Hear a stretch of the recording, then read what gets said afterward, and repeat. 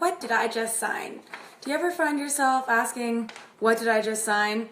There's a lot of paperwork when it comes to real estate. So I figured I might make a few videos to break down what some paperwork exactly means. So working with a realtor is the first one I'm going to do. On working with a realtor, there's basically 5 paragraphs on here. The first part is going to talk about REBBA 2002, which is the act that governs all real estate agents, and RECO, which is the Real Estate Council of Ontario. It kind of just gives you some basic definitions. Also brings up the fact that there is errors and omissions insurance. Another short form for that is E&O insurance, so that every realtor has insurance to protect consumers. So that's just the first basic definitions in the first paragraph. The second paragraph is a definition of a client. So most realtors will want to have a client relationship. It also is beneficial to the client because it allows you to have your realtor legally obligated to do the best thing for you.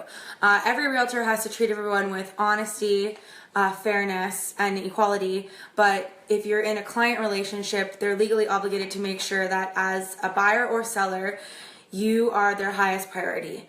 So the working with a realtor form can be used as the first piece of paperwork for a buyer or a seller. At the bottom, it's actually going to say if you're on the buyer side or the seller side. So the next definition it goes into is customer. Customer service agreement is a lower level of service that you can get from a realtor. Basically, they still have to treat you with fairness, honesty, and integrity, but they don't have to necessarily have your highest priorities in mind, essentially. You can do customer service relationship with someone if you're under buyer rep with them, and then you find them a house that's not on the market yet. Then you might put that seller on a customer relationship, and you might keep your client that's under buyer representation with you, and then they're still the main interest of that transaction, but you can still help them buy the house.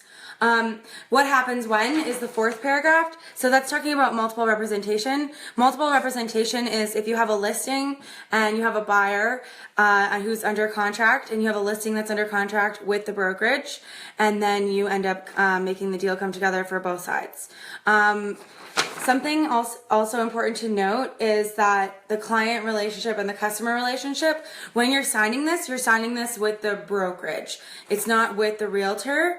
The brokerage is going to be run by the broker of record of whatever company the realtor is working for, but the contract's technically with the brokerage. Also, the last paragraph is critical information. So on critical information, it's just the fact that as a realtor, if I know something about a property that would affect your buying decision, I have to disclose it. And as well on the selling side, if I'm selling a property and I know something that would affect the value, then I legally have to disclose it. It also explains furthermore that if you have specific things that you want your realtor to look at when you are selling or buying, that the best thing to do is tell them what's important. You're covered by errors and omissions insurance if the realtor makes mistakes for a wide variety of reasons, but if you bought a house and the most important thing was to be in a specific school area and you don't tell your realtor that, then they're not going to be able to find you a house essentially in the correct school area. And those types of things need to be brought to your realtor in order to make sure that you get exactly what you're looking for. So that's pretty much it. If you signed one of these and you put is representing my interests, it's going to get further documented in a buyer representation agreement if you're signing it as a buyer, and on the other side it's for seller. So if you sell is going to be representing your interests on the selling side, that just means a listing agreement is going to follow. In the listing agreement, it's going to follow with the commission to be paid, the date of the agreement, all the other details. So this is just like the one page to get started with working with a realtor. And if you have any other questions, feel free to ask, because I want to post more videos and share more real estate information with you guys. Have a great day.